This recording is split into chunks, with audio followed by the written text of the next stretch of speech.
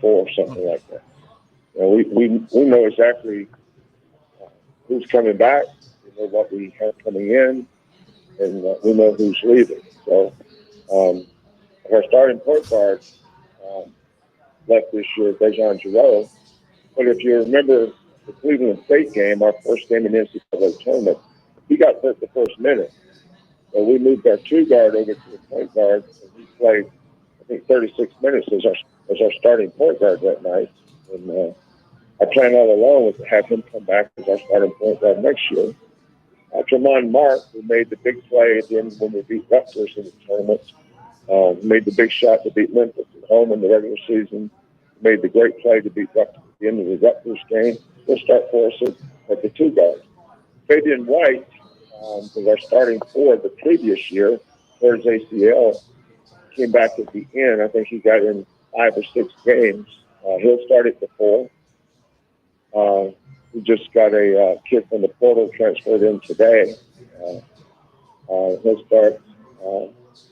We kind of know what our team's going to be next year. Right. In terms of the portal, we have some backcourt positions that we want to fill, and that was one of the kids I was talking to all about.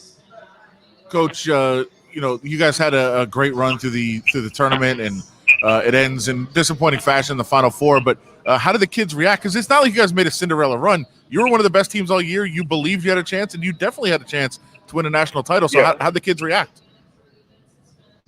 No, you're right. We were disappointed in the way we played. Baylor played lights out.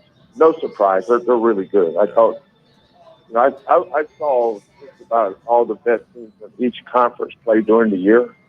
And the 2 teams that I saw that were the best teams all year was Gonzaga and Baylor. And it's good for college basketball that those are the 2 teams playing tonight, because those were the 2 teams. Had we beat Baylor, it probably would have been labeled an upset, rightfully so. You can see that. But the run we had beating Cleveland State, and Rutgers, and Syracuse, Oregon State, look at the teams those teams beat. Oregon State beat, I don't even remember, who was, Loyola Chicago. Yeah. Well, after Loyola Chicago beat Illinois, after 40 minutes of that game, most people didn't think that was an upset. Watch Loyola Chicago play. They beat them. Well, Oregon State beat Loyola Chicago, and we beat Oregon State. So that means we're pretty good. Syracuse beat West Virginia and San Diego State. We beat Syracuse, I think, by 17. So yeah, we had a good team. We did not have a great team. Baylor and Gonzaga have great teams. So there's a difference there. Why is Baylor so good, and what does Baylor have that's going to present problems tonight for Gonzaga? Their backcourt plays both ends equally good. So there's some teams that are really good offensively that struggle at the other end, and then vice versa. Mitchell, I coached against Gary Payton and Jason Kidd in college, Oregon State and Cal. Those 2 guys dominated both ends. They were dominant defensive players. They were dominant offensive players. The only other guy that I would put with them in that class, maybe not at the top, but in that class, is Davion Mitchell from Baylor. He's dominant at both ends. He shoots 45% from the 3. He gets to the rim, finishes left and right, and he is by far the best defensive player we've coached against here in 7 years. Wow. We lost at the buzzer to Michigan 2 years ago when they went to the Final Four and lost to Villanova. That was a game that we had a great chance to win that game, and the Poole kid hit the 3 at the buzzer. And then Kentucky 2 years ago, we're up 3 with under a minute to go and lose to them. But Kentucky was really good that year. P.J. Washington, Tyler Hero, Quickly, Ashton Hagen. That was a really good Kentucky team. And then Michigan was good that year. We got all the way to the finals. But neither one of those teams is as good as this Baylor team. The Baylor team is the best team we've played against in 7 years. And the thing that makes them good is you start at the point of attack with Mitchell. He is so good at both ends. Butler, the bucket getter. He made 10 threes against Texas Tech. but he's also their best finisher at the basket. But then the question for Baylor is going to be the front line. As good as those three guards are for Baylor, Timmy may be the best player on the floor. He's elite and he's unique. He's not a normal 5-man. He could be a 3, 4, 5. He's just a really good player. Pittsburgh Thugs, and they're elite. That's an elite team. But so is Baylor. It wouldn't surprise me if Baylor won, and it wouldn't surprise me if Gonzaga won. They both can win this game. If you're coaching Baylor with that talent, how do you stop Timmy? What do you do? You don't. That's why they're in the finals. Slow him down. Make it tougher for him. What do you do? Yeah. Well, that's like it's like putting you on a plane and it's falling. How do you land it? Well, you've never landed a plane, so how would you know? I have no idea how to start. Right. I think the record's 30-0. Yeah. That means they played 30 teams that hasn't stopped them. So Baylor's not going to stop him. And he's going to do what he does. He's elite. You don't stop elite players. You don't even talk about stopping them. What you talk about is we've got to have something that doesn't let him dominate the game. Now, that may mean front the post or double the post. So doubling at this spot or doubling that spot, but you're not going to stop him. That's not feasible. That's the voice of Kelvin Sampson, coach down at Houston. Gonzaga had that wild game the other day. We all loved watching it. All those lead changes, back and forth, overtime, dramatic conclusion. How do they carry that momentum instead of being worn out and being worn down and having that drain them? How do they use that to build into this game? Yeah, no, that's a legitimate question there. I think that's going to be a concern for Mark. But I think the easy answer is it's a championship game. You got a chance to win a championship. Yeah. The biggest difference in Baylor and UCLA is not offense. UCLA's got plenty of offense. Baylor's just so much better defensively. That's where the biggest difference is. We had not seen anybody this year defensively as good as Baylor, and neither has Gonzaga. Now, they played some really good teams.